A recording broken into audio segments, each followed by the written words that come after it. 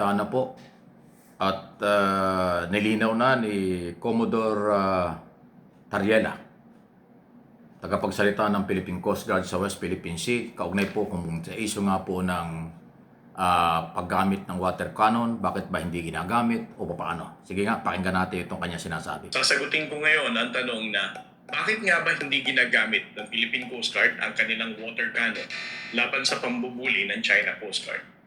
Madalas nating marinig o mabasa ang tanong na ito sa mga comment section sa social media, lalo na kung napanood ng ating mga kababayang Pilipino ang pag-water cannon sa bangko ng Philippine Coast Guard, ng Bureau of Fisheries and Aquatic Resources, at ang pinaka-reason sa lahat ay laban sa ordinaryong mangisdang Pilipino. Maraming nagsasabing duwag daw ang Philippine Coast Guard at ang aming presensya at pagpapatrol ay walang kwenta. May mga nagsabi rin kami raw ay pinapabayaan lamang naming magpabuli sa China. Sa totoo lang, hindi natin masisisi ang ating mga kababayang Pilipino sa kanilang pagkagalit at paghahanap ng mas agresibong pagresponde laban sa pambubuli ng China. Subalit, kailangan din nating may paliwanag sa ating mga kababayan na ang kanilang galit na nararamdaman ay doble ng galit na pinagdadaanan ng ating mga tauhan na nasa loob mismo ng ating Philippine Coast Guard vessels. However, they have to exercise restraint and ensure professionalism sa pagtugon sa pambubuli na ito ng China. Hindi ito dala ng karuwagan, subalit ito ay pagpapakita ng kanilang professionalismo at pag-unawa sa kung ano ang mas strategic action against China's bullying behavior. Ang pinakaunang dahilan dito ay dahil nga alam natin na ang China ay humahanap ng paraan para maisisi sa atin ang pagtaas ng tensyon sa West Philippine Sea. The moment we use our water cannons, the Chinese Coast Guard may have a justification to increase their aggression to the next level. Maaaring mas mataas na tensyon ang kanilang susunod na gawin at isisi sa atin ang kanilang aggressive response. Pangalawa, sa paggamit ng water cannon ay ano ba ang strategic objective, bakit natin ito gagamitin? Kung napapaligiran tayo ng 3 hanggang 5 naglalakihang barko ng China, at kung ang paggamit ng water cannon ay magiging dahilan para itaas ng China ang kanilang agresyon, hindi ba't mas logical to evade their bullying and proceed to a safer location? Panghuli at ang pinakamahalaga sa lahat ay dahil kinikilala natin ang tamang paggamit ng water cannon.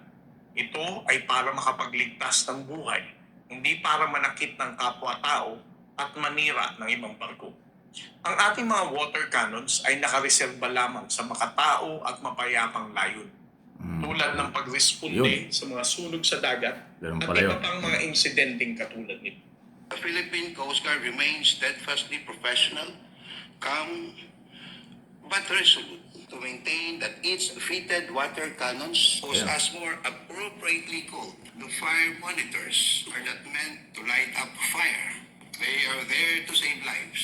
Nasalita na yung ating mga opisyal. Or simply to put out fire, never to hose down the weaker ones to pieces to start the fire. This is how we exist and intend to live our role for our country and the rest of the global users of the West Philippine Sea and the South China Sea. Maliban dito ay binibigyan diin ni Pangulong Ferdinand Marcos Jr.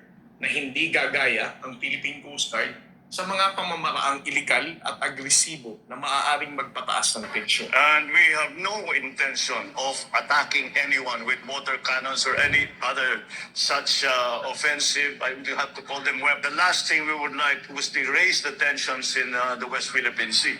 That's the last thing, and that will certainly do that. So hindi natin gagawin. We will not follow the Chinese Coast Guard and the Chinese vessels down that road. It is not the mission of our Navy, our Coast Guard, to start or to increase tensions. Their mission is to lower tensions. Alinsunod sa direktiba ng ating Pangulo, mananatiling marangal, profesional, mapayapa, at naaayon sa batas ang mga aksyon ng ating Philippine Coast Guard sa pagtataguyod ng ating karapatan sa West Philippine Sea. Ayun, malinaw.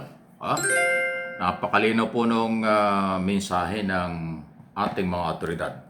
Si Commodore J. Tariela, si Presidente at saka yung Commandant ng Coast Guard, Ano ba yung pangalan yan? Dapat yung isang opisyal, nalimutan ko yung pangalan. So, malinaw po yan. Tama ito dahil di ba sinasabi ni Robin Padilla isang gabi na yung water cannon, bakit hindi tayo gumanti? Water cannon din. So, hindi pala. Nakalaan ang water cannon ng Pilipinas kapag lang halimbawa may mga sunog ng mga barko o sasakyang pandagat, doon nila gagamitin ng water cannon. Hindi para magpalala ng sitwasyon o gantihan ang China tungkol sa water cannon. Mismo ang Pangulo ang may policy niyan at nakita naman nyo, hindi daw gagawa ang gobyerno ng Pilipinas ng ganong galaw na makipag-water cannon. Kasi hindi yan magpapababa ng tensyon, sa halip ay magpapataas pa. Kasi ganyan nga, totoo naman yun eh. Yung pag-water cannon ng China, pag ginantihan mo ng water cannon yun, simula na yun ang away. Physical yan. Di ba? Sa susunod yan military to military na. Hindi naman ho tayo nakikipag-away. Naninindigan lang ang Philippine government. Hindi yan dahil sasabihin nilang takot ang Pilipinas sa China. Hindi. Ang Pilipinas dahil gobyerno at suportado ng mamamayan, kailanman hindi matatakot sa China. Dahil ang ating pinaglalaban at ang Philippine government ni Pangulong Marcos ay yung exclusive economic zone under international law at Philippine law. Atin ang West Philippine Sea dyan sa lugar na yan. Yun po yun. So, sana yung pong mga pro-China na politiko, pro-China na mga Pilipino, magbago na kayo. Kayo magbago. Huwag niyong ibuli ang gobyerno para mapikon.